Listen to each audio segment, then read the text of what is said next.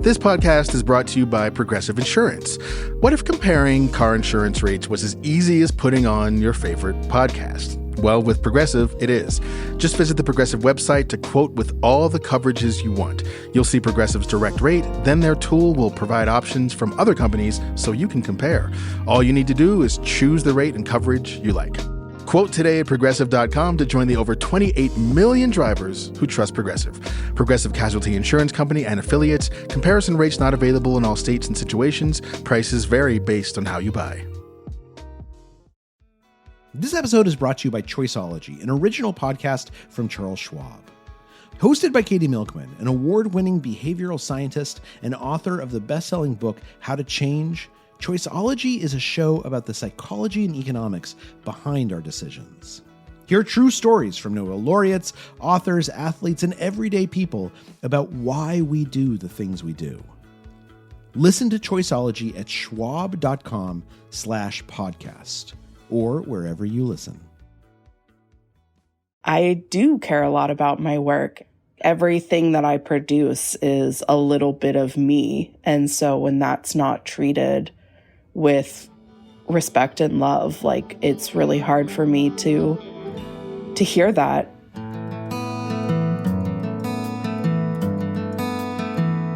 Okay, here I go. Welcome to How To. I'm Courtney Martin. Hey, Courtney, it's Joel in the producer's booth. Hey, Joel. Can we have you take that opening line one more time? I'm just kind of looking for a different read on that line. Yeah, sure. Any direction? Just so, like a little better. Oh, okay. Welcome to How To. I'm Courtney Martin. Okay, I'm going to stop you right there. Have you heard Carvel do the opening line of the show? Carvel does the opening line of the show great. Yeah, Great. He's so good. Okay. He's Tell you what, really I have a meeting I have to go to. I'm wondering after the show, if you could maybe just listen to a Carvel episode, listen to how he does that line. That's how I'd like you to do it. So, but I got to go. Got to run. Okay. Oh, okay, Joel. Thanks. Sorry. See you, Courtney. Bye. Bye. Okay, as you just heard, communicating with coworkers can be really fraught, especially when it's your supervisor. Even if you have a great relationship with your boss, it's never easy to get feedback. Even when we dress it up in cute words like constructive, you know it stings. And sometimes we don't get enough praise to put that sting in perspective, right?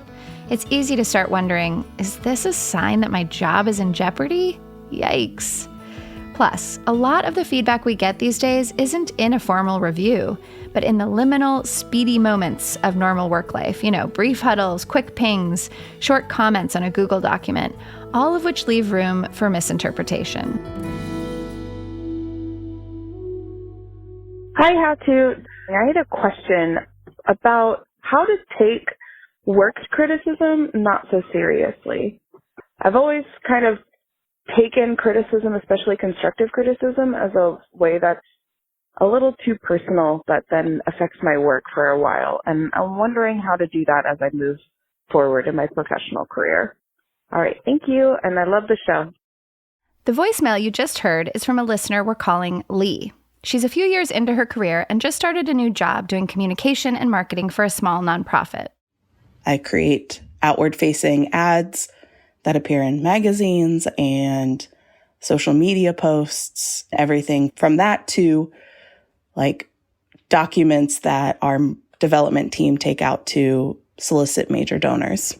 Though it's a laid-back environment in general, people are still pretty driven, which jives with Leigh because she has always been one of those super achievers. I actually really love the fact that I am mostly a team of one because I really get to be involved with all aspects of the organization. Maybe that's because I have a little bit of control issues of wanting to have a say and really know what's going on all the time. So to give you a better picture of Leigh's workplace, it's like a nice mix of some new arrivals like her and then longtime staffers. And Leigh is in good company among a number of millennials that work at the organization. She reports to the executive director, so she's fairly high up in the pecking order. And they have the typical performance reviews and weekly check-ins to make sure things are functioning smoothly. And how do you feel about your boss? They're great. They're very driven. I can see that they really care about the organization. And I also can tell that they really expect kind of everyone to show up 100%, give 100%. But this is the first job that I've had where they really actually do respect the kind of 9 to 5 boundary. And that's something that was different from my previous job, which was, text messages at 6 a.m. all the way to Sunday afternoon text messages about work. So that has been a really nice shift. Yeah, I was like, eureka. I actually don't think I've heard anyone say that about a boss recently. Yeah. So that's amazing. So Leigh likes her boss. She likes the environment. She feels supported. So what's the problem? The root of my question is really just, how to actually take it as constructive criticism with the intention of growth and not as like a personal attack on my work. What sticks with me is more kind of those micro feedbacks that aren't necessarily sitting down in a one-on-one and my boss saying, here's where you missed the mark. I think it really has always kind of come down to submitting work and getting the okay from folks. And then, 2 days later or a week later, getting the email that points out either a grammatical error or not quite the right picture, or I think something like that. It's almost like a jab because it almost made me feel like I needed to question my own expertise. Leigh knows that feedback about grammar and design is pretty normal in her line of work, and she's aware that her outsized reactions to small critiques aren't totally logical, but still, it happens. It comes down to kind of that gut reaction that I have when I first hear constructive criticism. That's, I think, the thing that I'm really want to know either A, I'm not alone in it, or B, I am alone and that's a thing that I need to fix. Okay, well, we can end the show now because you are not alone, Leigh. Okay. Especially what it sounds like you're talking about is that gut sort of primordial story we all have that pops up when we get criticized, which is shame, fear, defensiveness, that is not about our smarter selves being oh, is this feedback relevant and interesting? And could this help me grow? We all have that lizard brain part of us that freaks out when we get criticized. So you are not alone. I'll just say that. Alison, you agree with me, right? I do. I think it is super common, and it is especially common among people who are very conscientious. And I think that kind of reaction to feedback is a hallmark of people who really care about doing a good job. That is Alison Green. She has a lot of hands-on experience managing people's lizard brains as the chief of staff for a nonprofit, but she also runs an amazing advice column called Ask a Manager. She's here to help Leigh, and help all of us really, figure out what to do with criticism, forge better relationships with our higher-ups, and even give better feedback too. So stay with us.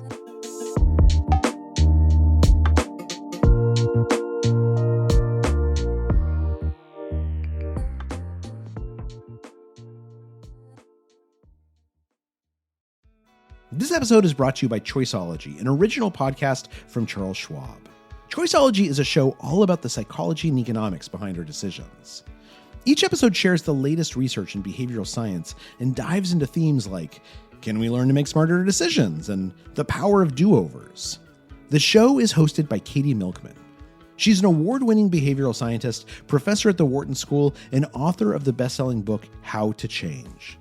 In each episode, Katie talks to authors, historians, athletes, Nobel laureates, and everyday people about why we make irrational choices and how we can make better ones to avoid costly mistakes. Listen and subscribe at schwab.com/podcast or find it wherever you listen. We've all been there. You have a question about your credit card. You call the number for help and can't get a hold of anyone. If only you had a Discover card. With 24/7 US-based live customer service from Discover, everyone has the option to talk to a real person anytime, day or night. Yep, you heard that right. A real person. Get the customer service you deserve with Discover. Limitations apply. See terms at discover.com/creditcard. When our expert Alison was managing a nonprofit in DC, she kept seeing people make mistakes in the way they communicated with their managers. It was evident that they didn't understand how what they were saying or doing was going to land with their bosses. So I started Ask a Manager 2007. Feels like 100 years ago. And I thought, I have 6 months worth of posts in me and then I'll be done. And what I found out, I think, is that there's a lot of places you can go to find out, how do I ask for a raise or how do I write a resume? But like, where do you go when the question is, my boss is nitpicking everything that I do? Or, I don't know, my coworker hums all the time and it's driving me crazy. Like, you bounce those questions off of your friends and peers at work sometimes. But I think there's a real hunger for just exploring the weirdness that is our lives at work. And do you remember, Alison, the first piece of work criticism you received, or like a very memorable case study? Oh gosh. A really significant mental shift was when I started freelancing for clients.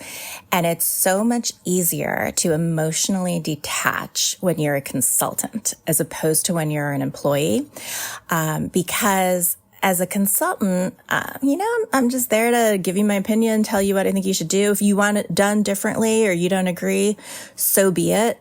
I mean, I still care very much about my clients, of course, but the emotional detachment that comes with consulting, I think if employees could also strive for a little bit of that in their relationships with their boss and to their job, everything becomes much less fraught, and that includes criticism. I can see how that would work with kind of consulting, and I've done kind of freelance work, but with regards to being an employee, it's really hard for me to separate that heart from the work. Leigh, will you give us a little case study, like bring us into the conference room? What is the actual moment where you're getting this feedback and what kind of feedback is it? I remember one from one of my first jobs, and I put down that I thought I exceeded expectations in pretty much all the categories. And my boss sat down and she goes, well, I don't know if you're exceeding them, but you are meeting them. And that moment was kind of like, oh, do I have this like picture in my brain that I'm doing a lot more than I actually am?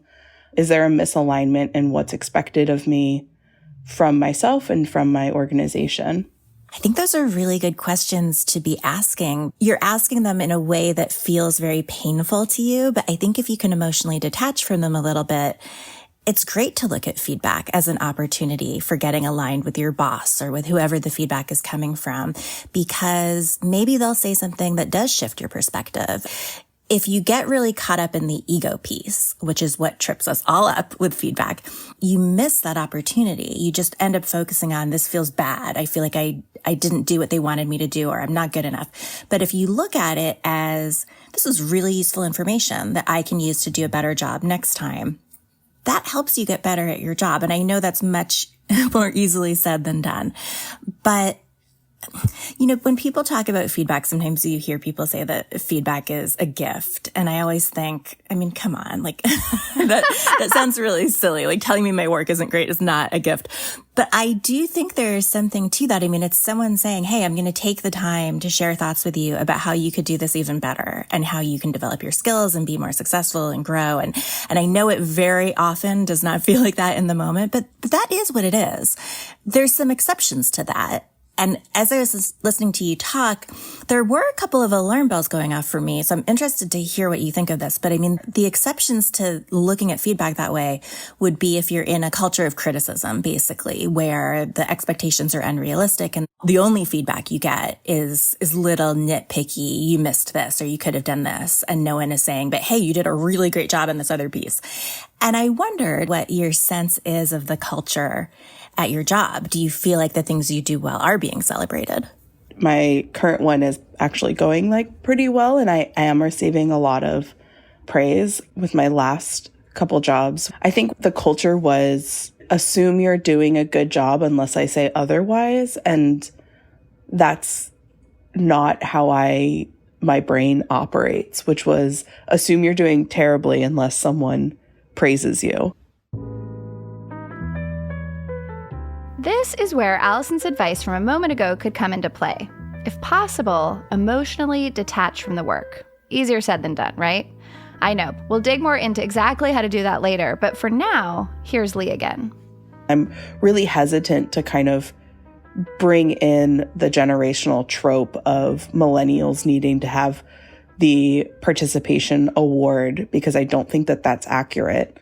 But I do feel that it's a shared experience, I would assume, is that, you know, I think it is true. Like, I care a lot about my work and I care a lot about doing a really good job. And I think that that's part because I do design work and part because I work in nonprofits that is mission aligned. And so I think it's a really difficult thing for me to separate.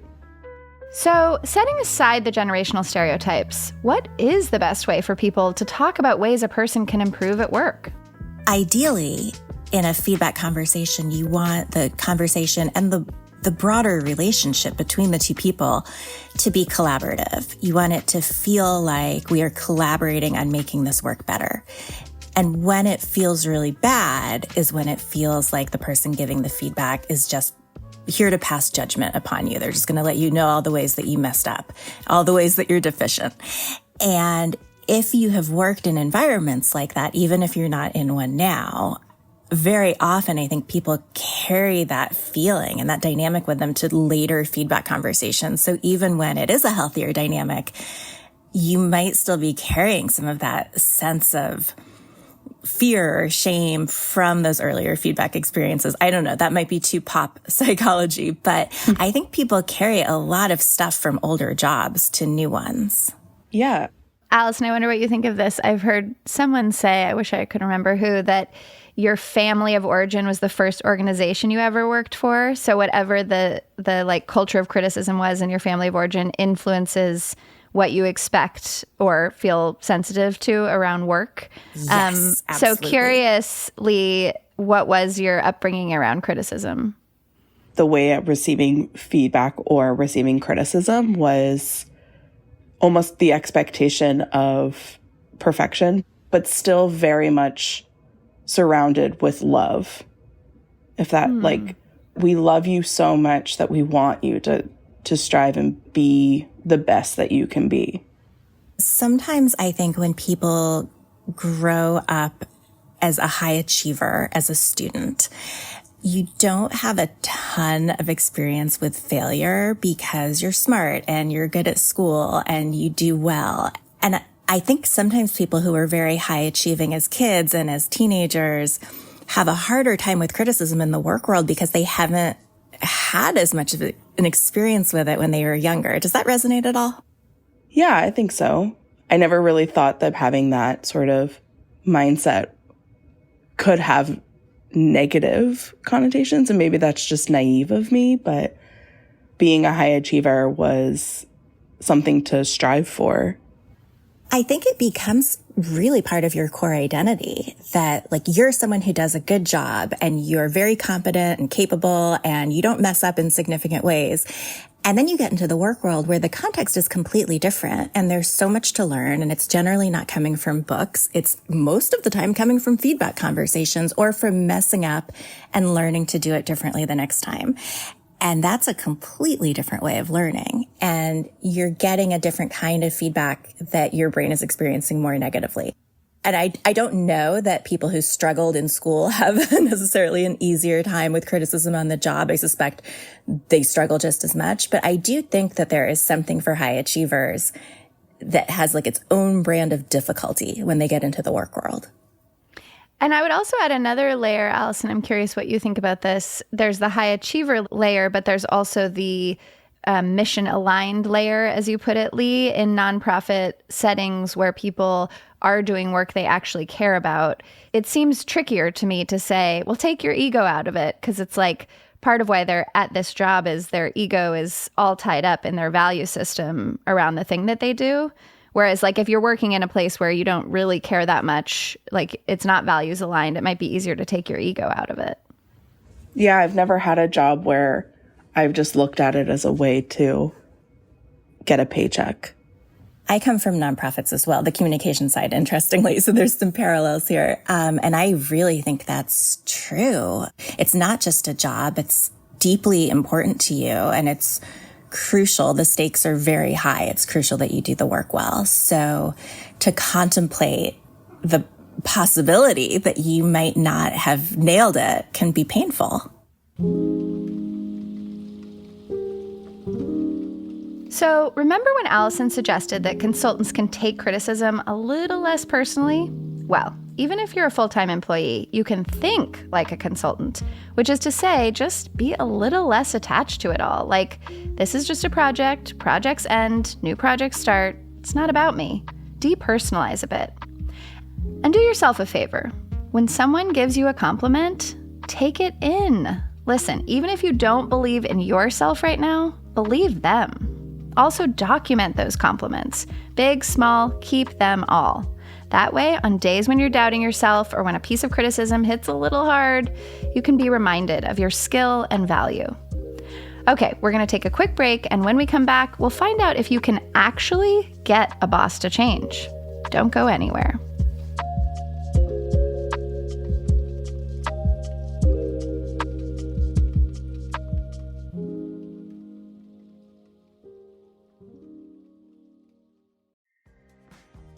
This episode is brought to you by Defender. For those who embrace the impossible, the Defender 110 is up for the adventure. This iconic vehicle has been redefined with thoroughly modern design. The exterior is reimagined with compelling proportions and precise detailing, and the interior is built with robust materials and integrity. The Defender capability is legendary, whether you're facing off road challenges or harsh weather conditions.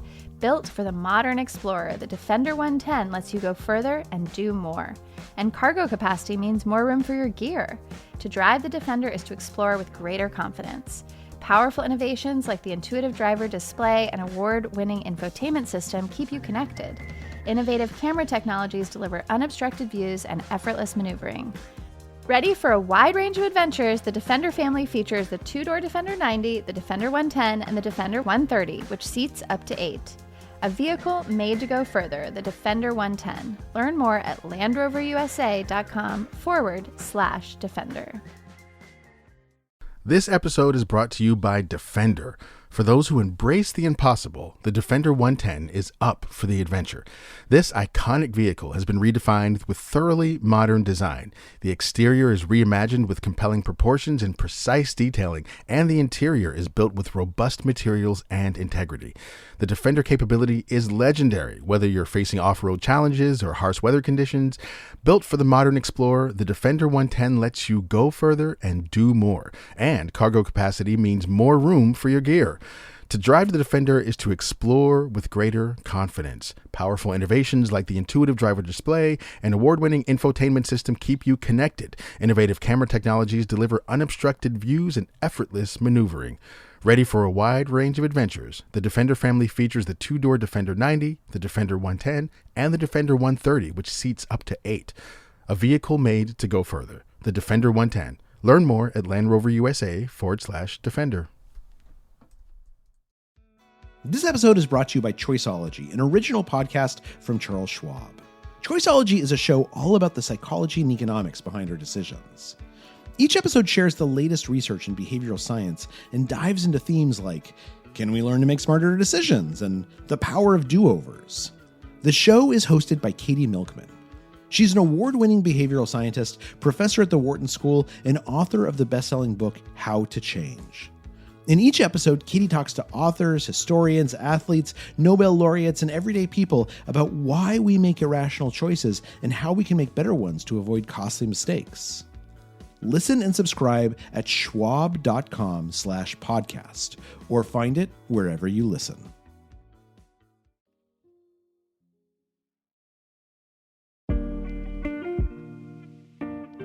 We're back. Now, before we jump back into this conversation about work lives, I want to ask you, have you been considering a sabbatical? Listen, I did it last year and it was pretty life-changing, I gotta say. It was also intimidating as hell to figure out how to structure it, how to afford it, how to ask for time off, all the things. If you've been thinking about taking a sabbatical but don't know where to start, please reach out to us. Tell us about your situation and you might end up on the show. Email us at howto@slate.com or leave us a voicemail at 646-495-4001. More now with our listener Leigh, who wants to take criticism less personally, and Alison Green of Ask a Manager. Before the break, we were talking about how to take the emotion out of criticism. Our next step is to reframe the relationship with our higher ups.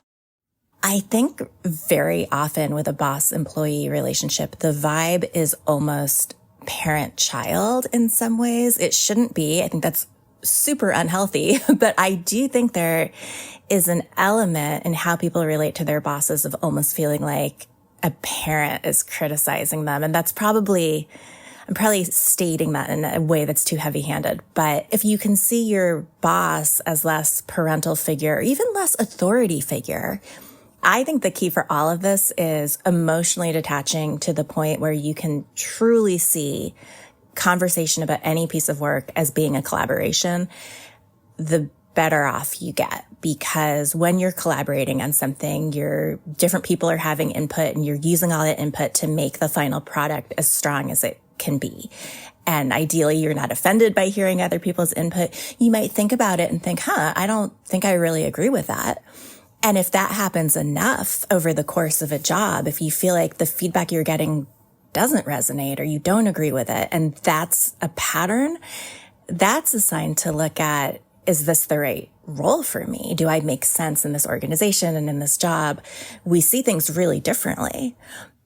But on the other hand, if you're in a situation where you do feel like the feedback is ultimately right and does make the thing better, then, ideally you look at that as a way to just keep getting better and better at what you do.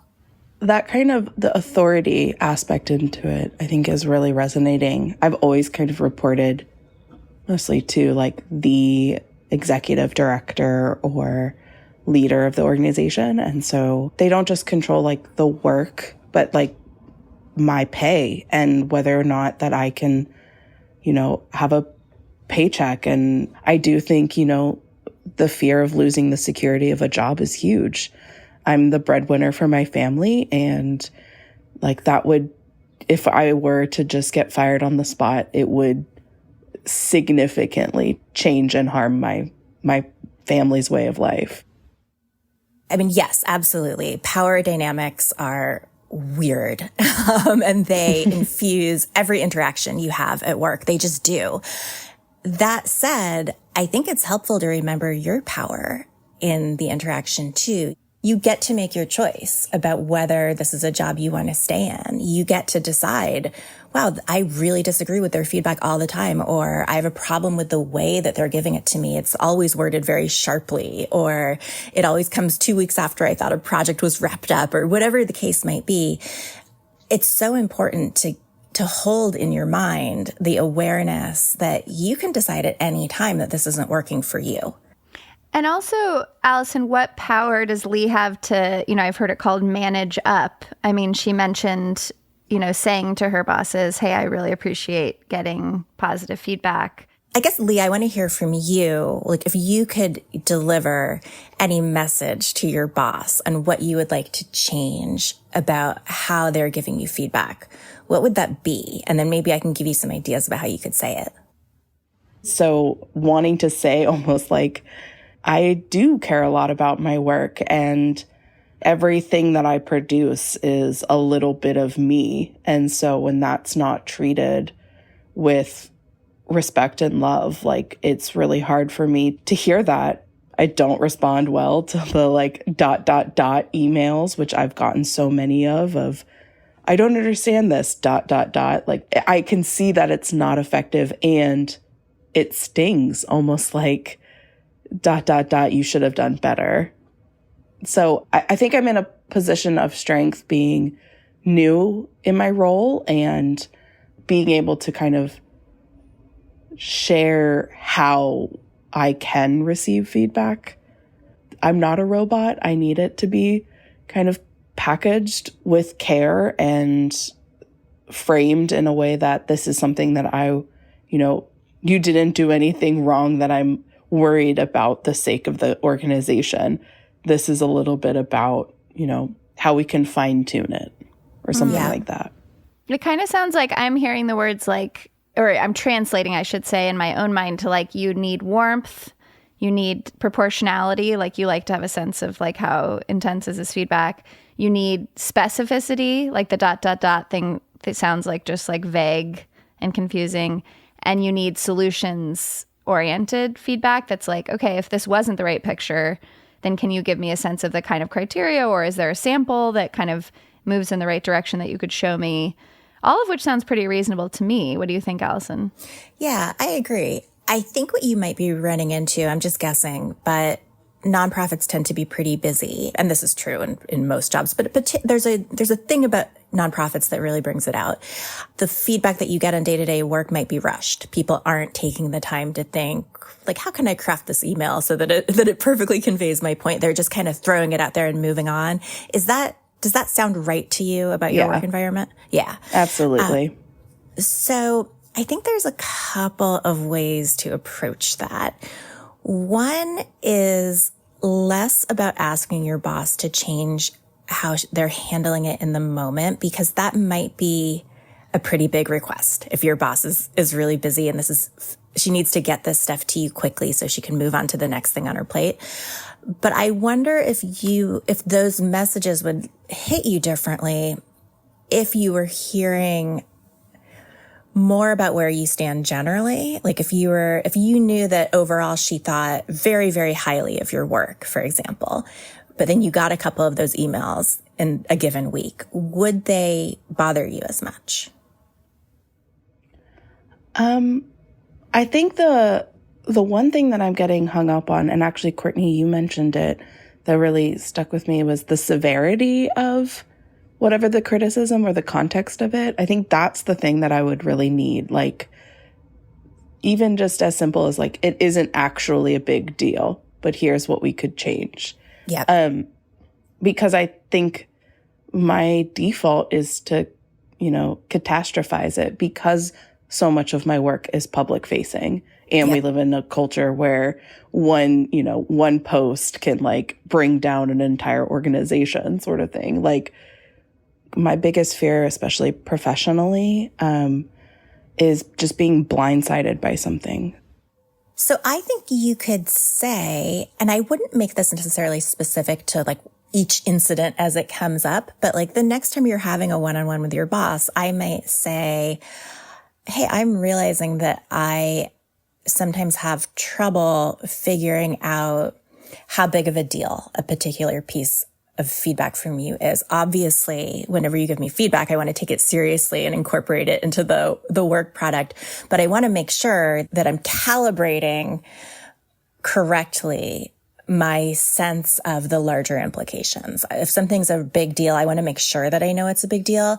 And if something is more minor and it's just, hey, let's fix this so it's as good as it can be, I want to make sure that I'm viewing it through that lens.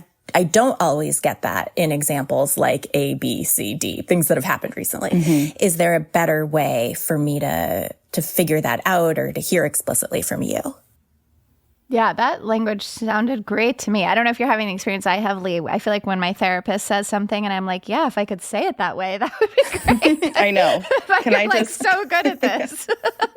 Yeah, can I just capture that and play that back to my boss? Luckily, this is recorded. So. Well, yeah, exactly. You can. It turns out. Feel free to totally take that language and use it with your boss. But again, it might not fix everything. So our next step is to actually step into the feedback giver's role. I think I take pride also in the way that I have given feedback, which is very much like being clear about what, whether it was an error or a way to kind of make it better, but also, sharing that it wasn't a big deal or the impact was extremely low. And here's where I would have made a change or something like that. Yeah, great. So I know I got a lot better at taking feedback after I started managing people, because I started thinking a lot about what it looks like to be the one dispensing the feedback and how do I want it received and what kind of responses from the other person are constructive. Now, I think this is a double-edged sword because it sounds like you are very, very thoughtful about giving feedback in a way that will minimize the chances of it feeling painful to the other person. And so you know how to do that. You know that it's important. And so when you're receiving feedback from someone who isn't doing those things, I imagine the contrast is very noticeable to you, and that can really burn. And I suspect that's happening here because you are thoughtful about it, and why aren't other people being as thoughtful? But I do think there's real value in thinking about where you're coming from when you're the one giving criticism to someone else. Because it's very unlikely that even on days where you're rushed or you think later, oh, I wish I hadn't said it quite like that. Maybe I need to go back and clarify. You're probably always coming from a place of just wanting to make the work better. And so assuming that in general, your boss is, a decent person and not a monster, even if their execution of giving feedback isn't perfect, even if it's really not great, they probably are coming from that same place. And it might be helpful to just hold that in the forefront of your mind. Yeah, I think it reminds me kind of like the various different love languages, and mine is very much like words of affirmation, and it's almost like giving me kind of the sandwich of feedback that is padded with words of affirmation. Yep, it makes perfect sense. Okay. So here's what I might do in your shoes, and I think it could really help. I don't know that realistically you're going to change the way your boss communicates day to day. You can probably get her to give you more context to help you calibrate how serious something is or isn't, but she's probably always going to give you kind of rushed corrections or rushed feedback. But what I think you could change is your overall sense of how valued you are. And if you get those kind of rushed day-to-day corrections against a backdrop of knowing that she thinks you're doing a great job, I think they land differently. And so what I might do in your shoes is say to her, now that I've been here a few months, can we talk about how things are going overall? How am I doing? What could I be doing better? What am I doing well at? Try to draw it out of her, because I think if you have a really good conversation about how things are going big picture and you hear very positive things, you're going to receive those little nitpicky day-to-day things differently than you are right now. Because right now they're landing against the backdrop of this big question. Like, is she questioning that I'm an asset? Is all of this adding up? And she's, considering whether I even make sense in this role. So I think if you could take that question mark away and hear that, no, you're doing well and she's happy with how things are going, I think it might change the rest of it for you. I want to just pause there because I think that this is really smart. In order to rewrite the feedback narrative in the long run, first you have to gather information that grounds you in how you're actually doing. That way, if a piece of feedback sends you spiraling, you can be confident that you are an asset. See the forest for the trees. Something that you said also really just almost kind of a light bulb moment is the difference between the correction and feedback. And I think that I have kind of always seen these minor kind of one-off, what I'm referring to as micro feedbacks are not feedbacks. They are just corrections. And sometimes they are ones that I didn't know needed to be corrected. And I think that is a really, I don't know, I really want to kind of sit with that, because I think that's a different lens than I've ever really had before. I love that. You could be Superwoman. You could be the best person at this job in the world, and they would still need to be sending you a fairly steady stream of corrections, I would imagine, because you're new and you're learning things about the organization's voice and their stances and how they present themselves to the public. And there's going to be lots of nitpicky little nuanced things that you're not going to just inherently know. They're going to have to teach them to you. And so I think there's no way around there being a lot of corrections for at least your first year, if not longer. Yeah. I like to think of myself as Superwoman, but I think that's right. Yeah. I mean, I think a part of this is just having an accurate self-assessment, right, Leigh, of just you are incredibly talented And also you're learning, and there's going to be a learning curve, and you're not perfect, and you're just like all the other bozos on the bus. You know, like I have those moments for myself where I love to be good at what I do. So when I hear criticism, all of a sudden it sort of like feels like it brings me down a couple notches, which actually is healthy, because then it's like, oh yeah, I'm just like everybody else, you know?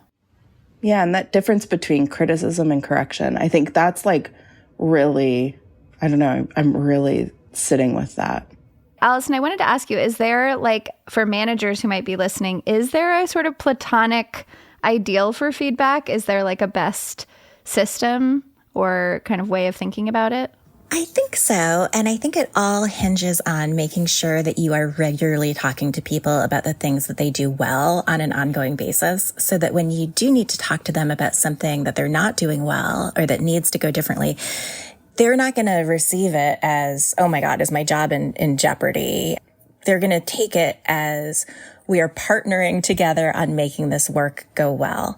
I mean, sometimes I think like managers feel like they need to pad the conversation when they have criticism to deliver. They have to first take time to reassure the person that they're not a complete screw up, which of course is worth doing. But if they're getting positive feedback on a regular basis, there's less worry that they're going to take it that way.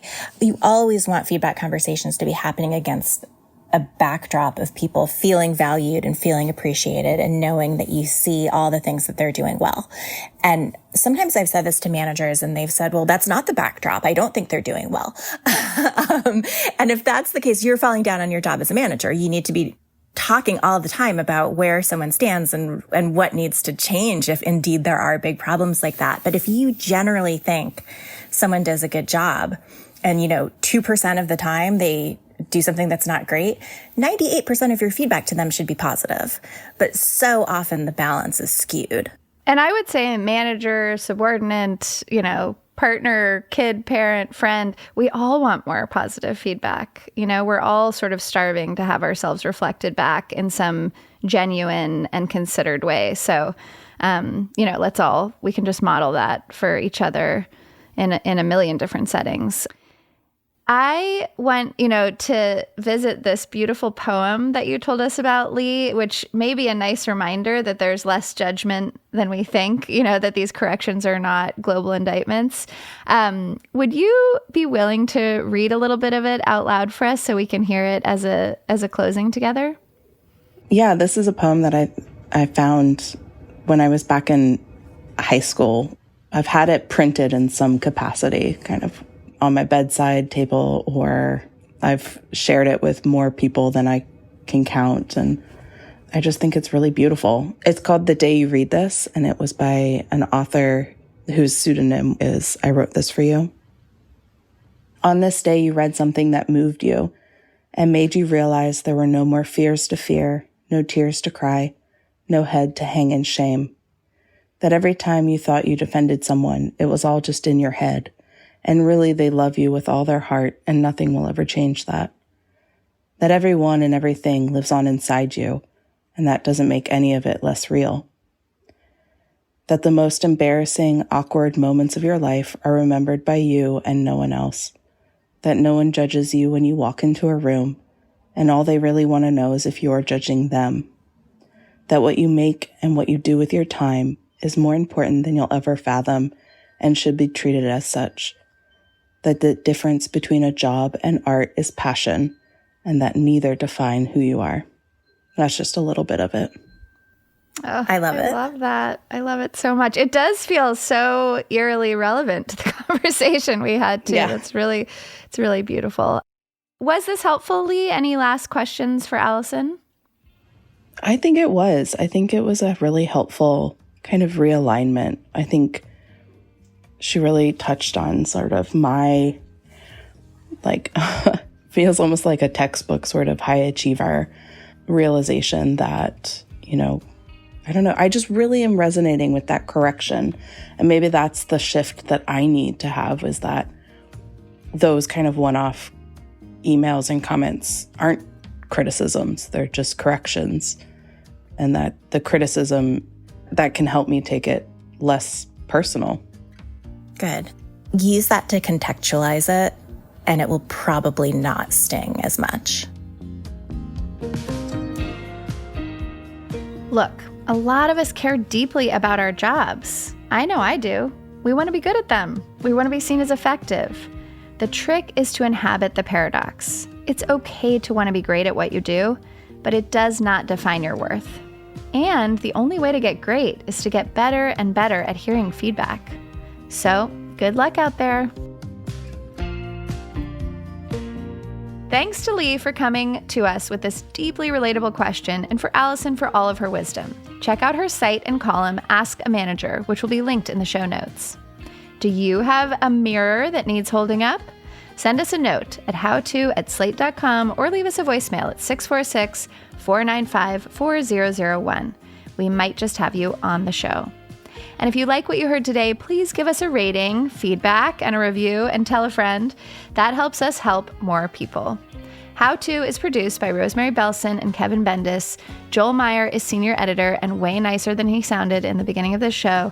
And Derek John is executive producer. Merritt Jacob is senior technical director and composed our theme music. Charles Duhigg created the show. Carvel Wallace is my co-host. I'm Courtney Martin. Thanks for listening.